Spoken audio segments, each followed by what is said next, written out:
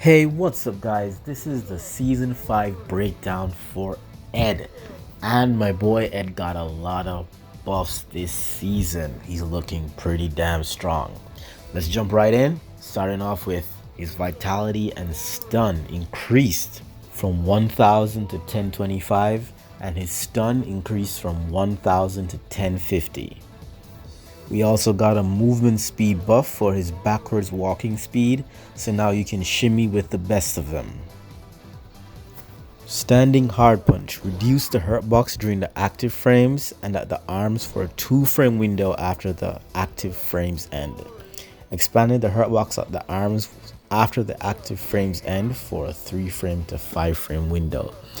So overall, when you use this move, it'll be less likely to be interrupted while it's active, but they did make it a little easier to be whiff punished at the end of the animation of the move. Crouching light kick reduced the pushback on hit, increased the pushback distance on hit when rapid canceling crouching light kick from crouching light kick. Now what this means is that Ed now has a 3-hit confirm. But if you press crouching light kick twice, the move will only hit twice, because the pushback will be too much if you use crouching light kick. But if you use it in tandem with crouching light punch, you can get a 3-hit confirm, which is pretty cool because it leads into his flicker, which has also been majorly buffed, but we'll get to that. Crouching medium kick reduces startup from 8 frames to 7 frames. Now this is big because this means that you can do counter hit confirms into crouching medium kick from moves like his crouching light punch and his crouching medium punch, both of which are really good for pressure. Because if you notice, his crouching medium punch, you can use its plus on block and you can use it multiple times because the pushback is not as extreme as if you're using standing medium punch. So this leaves you can do confirms like this on counter hit. Of course, it won't work at all ranges, but it's good enough that you'll get some more range and it increases Ed's overall offensive pressure. Psycho Knuckle increase the hit stop and camera shake if the first active frame hits. Now, I'm not sure why they're doing this, maybe to make it more hit confirmable, even though it's pretty easily hit confirmable. But if you do this move from far, you'll notice there's no camera shake. But if you do it closer up, you'll notice the camera shakes more now. Okay, cool. Psycho Flicker, now one of his biggest buffs. Reduce the disadvantage on block from -3 frames to -2 frames, so it's safer. Increase the hit stop for the final hit, so it's more confirmable. The second hit can now be cancelled into Enhanced Snatcher, which is good for his V-Trigger 2.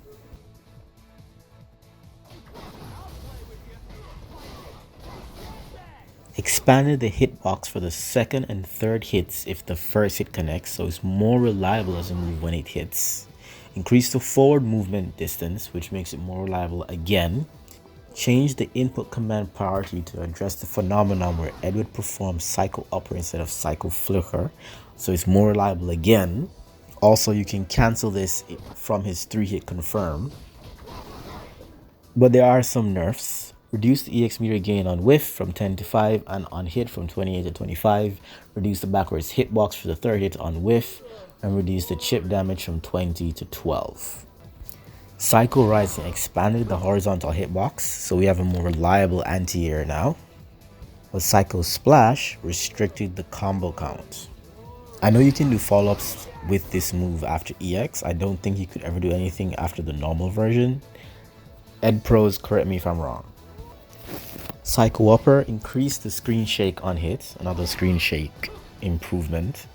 Damage increased from 100 to 200. Easy ability for follow-up attacks.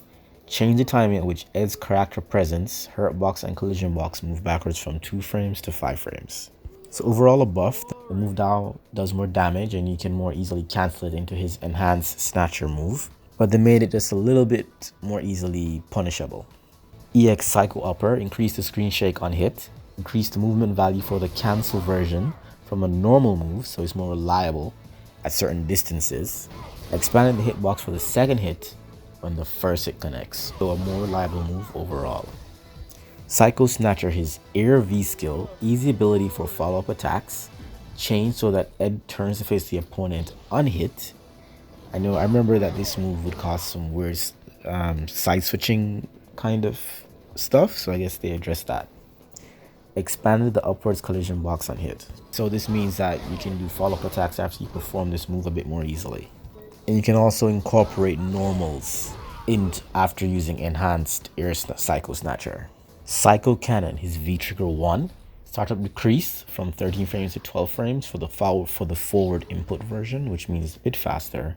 Also ease the combo count so we can do a bit more fancy combos, especially with his V skill 2 after using his Psycho Cannon. Ultra Snatcher on the ground is V trigger 2. Increase the advantage on block from +2 to +3. So this is great for his pressure. You can chain right into his crouching medium punch pressure, which is awesome. Advantage on hit decreased, however, from +7 to +6. So you'll only be able to combo successfully from his medium buttons using his crouching medium punch. You can chain into his standing medium punch, but standing medium punch is not cancelable. Ultra Snatcher, his Air V trigger 2, changed so that Ed will turn to face the opponent on hit, similar to his Psycho Snatcher change. Expanded the upwards collision box on hit, so this is just a more consistent move overall. Psycho Barrage's CA made it easier for all his hits to combo until the end when performed as a CA cancel. Change the amount of EX meter gain that the opponent gets on block as well, so it's overall a more reliable CA that you can combo into. Awesome. So his V skill 2, which is called Psycho Swing, is kind of interesting. You have the regular version, which is able to avoid projectiles, and you have the down version, which acts like an anti-air kind of. You can charge both versions to get different properties on hit and block. So on block, if you do the regular version, it's -6 if you don't charge. If you charge it, it becomes safe at -2. The down version is similarly -6, but if you do charge it, it's +3 on block. On hit, the regular version causes a knockdown. You can dash twice, at which point you will be +3, so you can do a crouching medium punch and frame trap, or even a throw. The down version functions like an anti-air, but I don't think it's a very good one because it's very slow. If you charge it though, you can get some juggle potential.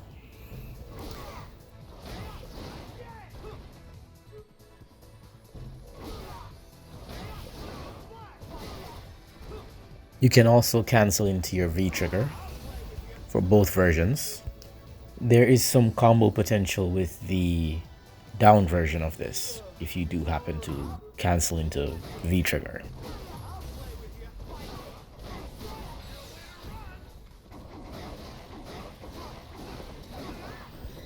There are also some combos you can do with his V trigger 1.